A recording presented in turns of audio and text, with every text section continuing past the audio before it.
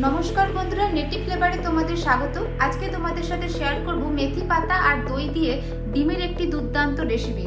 তো চলো রান্নাটা শুরু করি। ডিমের মধ্যে দেব সামান্য পরিমাণে নুন আর একটু হলুদ, হালকা করে মাখিয়ে নেব।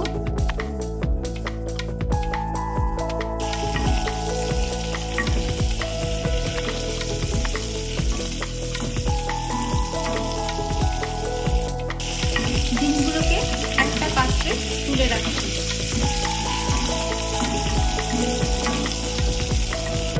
এরপরে কড়াইয়ে দিলাম আরো খানিকটা সর্ষের তেল, দেব আধখানা শুকনো লঙ্কা ফোড়ন, এরপরে দেব আদা রসুন পেঁয়াজ পেস্ট,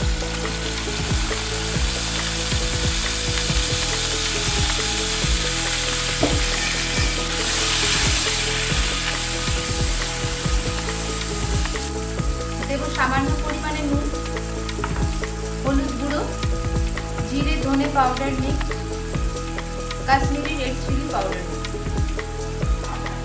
কিছুক্ষণ কষে নিতে হবে। কষে নেওয়ার পরে এর মধ্যে দেব মেথি পাতা।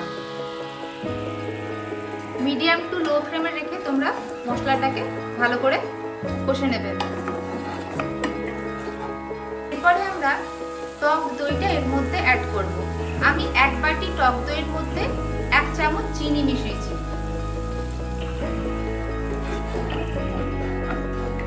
মিডিয়াম টু লো ফ্লেমে রেখে আমি আবারও একটু নেড়ে নিচ্ছি। বেশ খানিকক্ষণ কষে নিলাম। এরপরে আমরা ডিমগুলোকে এর মধ্যে খানিকটা জল আমি এর মধ্যে অ্যাড করছি। এবারে আমি এটাকে কিছুক্ষণের জন্য ঢাকা দিয়ে রাখছি। 5 থেকে 10 মিনিট রাখার পরে নিচ্ছি এটা।